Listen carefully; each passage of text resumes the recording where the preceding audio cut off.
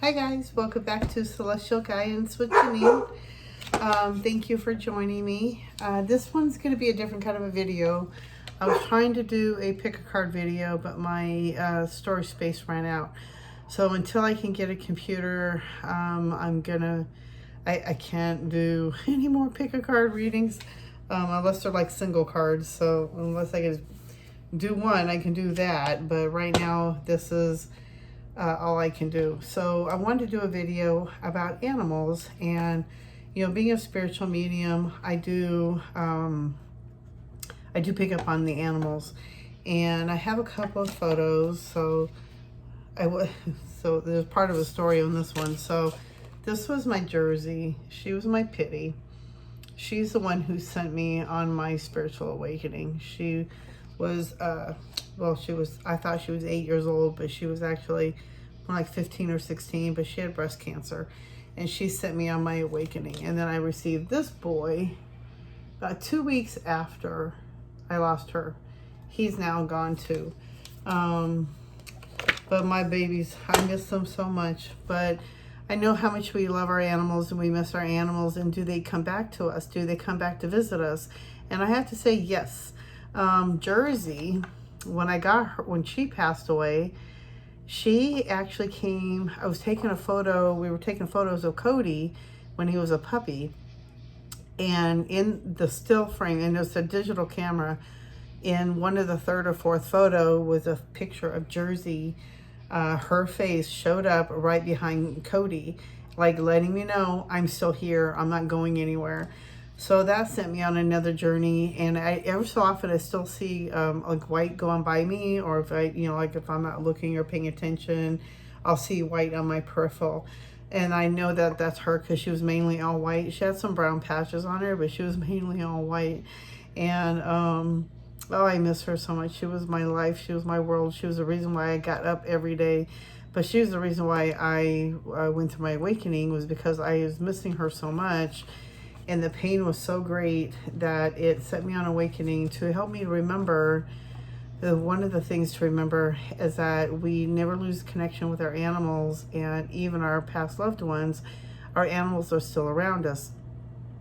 So that was showing me proof that she was here, that she was coming around, and that she was visiting me. And I don't think she really liked Cody being here. But she could have been. She was such a sweetheart. I'm sure she probably loved him. And then when I lost Cody, he had this habit of, every time he would eat, he had to rub his face or his body up against the bed. Okay, now mind you, this boy was 119 pounds. He was a golden retriever husky mix, maybe some Malamute in there, but he was 119 pounds. So when he would hit the bed, the whole bed would shift. And so shortly after we lost him, and he had a tumor on his spleen, and it ruptured in the middle of the night. And so we lost him that day. And I don't remember how often or how soon it was. I know it wasn't too soon, because when we're in our grief, they really don't tend to come near us, they don't really present themselves that they're around us.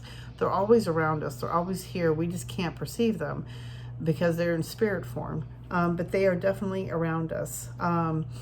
So in Cody, it was shortly after I lost him, the whole bed, I'm sitting on my bed. I think I was probably watching something on YouTube, and I felt like something hit the bed, and I felt the bed shift. And I was just like, oh, I thought we were having an earthquake, because I live in California. So I'm thinking, okay, maybe it's an earthquake. And I had all these fairies hanging on my ceiling, like four fairies hanging above my head. And I'm watching to see if they're moving, like if they're swaying or anything. And I'm looking at the water bottle and seeing if that's swaying. Nothing is moving. So I was like, okay, it's not an earthquake. And then, so I got my spirit app out, and it was some words in there. And there was a couple ones, but the one that stood out the most was pet afterlife. So that showed me proof that Cody was here. He was showing me that he was here. He was visiting me and letting me know that he's okay. He's not having any, resentment towards me and letting him go and what happened. But they don't hold that kind of feelings towards us. They don't hold anytime we have to make that decision, it's such a hard decision to make when we have to let them go, and we don't want to let them go. But it's like there's a time when you don't want them suffering. And they don't remember all the bad times. They don't really remember, they mainly remember more of the good times. I think more times too, is like if I've heard stories of other people that, when they've lost their pets and they've gotten readings, and, their pet was, they remember that all they did was just sit there waiting for you to pay attention to them.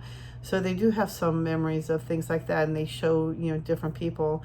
I know when I've done readings for people, and I was on a psychic hotline for a while, and I was doing readings for people who had pets, I was getting clear images of the animal, what color they were, and, what the things that they like to do, their favorite things they like to do. And a lot of times different people get different messages. So animals don't perceive things like how we do, and they don't perceive death the same way that we do. They perceive it as just crossing the rainbow bridge, basically. They're more at peace, and they're waiting for us. They're always waiting for us. I have all of my babies waiting for us. One way to remember them is to light a candle for them. I know when I worked at this doggy daycare, every time a pet passed away, I would send out a furry candle. And it doesn't matter if it's this kind of candle or anything, but I love how the little prayer and the poem on this thing is. But every Monday night at 7 o'clock, everybody around the world lights a candle for their pet. So if you have lost your pet and you want to send out some kind of remembrance to them, and that you want them to know that you still remember them, and that you love them and you miss them, definitely light a white candle for them. And that way they know that you're sending out that beacon of love out to them. But they also want you to know that they don't leave us. They're always a special bond with us. Sometimes they might be even, you're reincarnated through another animal, and they come back to you and in that animal. I know even my new girl, Marina, she does things that Cody does. And I'm just like, I'll just look at her and I'm like, okay, Cody. Yeah, he had this habit of, every time I would get up off the bed, he would take my spot on the bed. And then he would growl at me when I want my spot back. A couple of times we actually tried biting me because he didn't want to move. He wanted that spot. And Marina, I got up to go to the bathroom, and I come back and she wouldn't move. And she didn't growl at me. She did move, but it was just like, okay, Cody. Like, he was the only one who did that.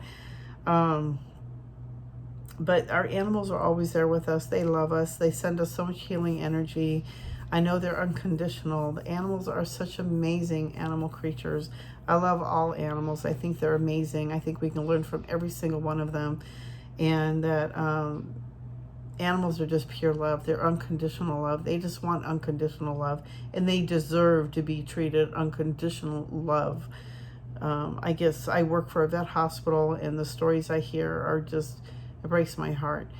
No animal should be treated in abuse or mistreated, or all this. Yeah, just I don't want to go there.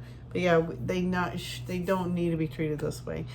But one way to remember them is to light a white candle Monday night, 7 o'clock. That is something that's through this furry candle thing. But they have a lot of the animals they will do this remembrance every Monday. The other thing they want us to know is that even though it's a hard decision to go through and make that decision when that's time, you shouldn't have that guilt, as I know it's so hard to say, because it's like this, I even go through the guilt, like I should have done this, I should have done that, I should have done this more. Take that time now. Enjoy your babies now. Enjoy your pets now.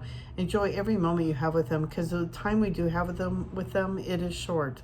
We don't get that much time with them. Unless it's a cat and it's got 9 lives, you might have them for like 21, 23 years. But most of our dogs, and other pets, they don't have that much a long lifespan. So enjoy them now, and precious them, and you enjoy them. Treat them, spoil them, give them as much love as you can. And for the ones that we did lose, remember to light that white candle for them. They don't hold on to, a lot of them do hold on to, guilt, not guilt, what's that word? It's not even, because they don't really feel the same way we do, but the way I perceive it is, I guess, hurt, you know. It's like if you hurt them and abuse them, they do hold on to that grief. It's like a grief feeling is that I'm sensing from them. But when you do have a loved one and a loved pet and you've done everything you can for them, and it's that time, it's like, just know that you did everything you can with them, and at least you had that many years to be with them. Enjoy those precious moments and remember all those good times you had with them. Don't regret, you know, because they do get old and we have to accept that. But they're always with us, though. So don't forget that either. Even there was another little story. There was a dog, 'cause I worked at a doggy daycare, like I said, for 5.5 years, and I got really attached to a lot of the animals. Animals are the most amazing creatures in the world, better than most people. And there was this one dog I really loved the most. His name was Patrick, and he was deaf, and I loved him the most because I'm partly deaf too. So I felt like I had a connection with him. And I did the interview intake with him, and I gave him treats before he left, and every time he would come, every time they would leave, I'd always give him a treat. And one of the other coworkers, I was checking out this one night, and I wasn't doing the treat time, and my coworker was giving him the treat, and he was not happy about that. He wanted it for me, and he came over to sit next to me and started barking at me until I gave him his treat, which was just, I found such adorable, because I really love all the babies, and that just showed me that he had that connection with me as well. So when he passed, I was on my day off, and I was in the kitchen doing so. I think I was probably washing dishes or something, and I heard the little ticking, nail ticks on the linoleum floor. And it was a really old, like 60s linoleum, so it was like green and square. I now have a new floor, but it was like really old. And I heard the little ticking of the nails on the floor, and I thought it was one of my babies. So I got it to turn. I turned around to see who it was, and there was nobody there. So I went to go check on them because I know what I heard. So I was just thinking maybe there was a rat that came in the house or a mouse or something. I didn't know what it was I heard, but I heard nails clicking on the floor. So I went to go check in the room, and they were in the bed sleeping. So I was like, I knew it wasn't them. So I went back to work, I think 2 days later, and I found out Patrick had passed. And I was like, oh, that was him that I heard. Like, he wanted to say goodbye. And so, it made sense, because you start getting all these little signs that they come back and visit. So pay attention to the feelings, the sensations. Is your bed moving? Does your pillow feel like it's being pushed down? Do you feel like they're climbing up on you and sitting on you? If it's a cat or a gerbil or hamster, pet rat, whatever it is, they all come back and visit us. They all come back, and especially what really pushes them away more is our pain and our anger or depression. That pushes that energy away where we don't perceive them. So being open, be aware, being in the moment, not being in angry or depression mode, or that you dismiss them so much that pain can block them from coming forward. So just remember that too. But they are always around us. They want us to know that they're always still around us. And I know for me, I still catch photos of them. And I wish I had proof to show Jersey popping up in that photo. But Cody bit the chip. I still have the chip. I'm hoping I can still salvage it, but I think once the chip is punctured or whatever, it's destroyed. I don't think there's anything I can do, but I wanted to show proof, and because they do come back to visit us.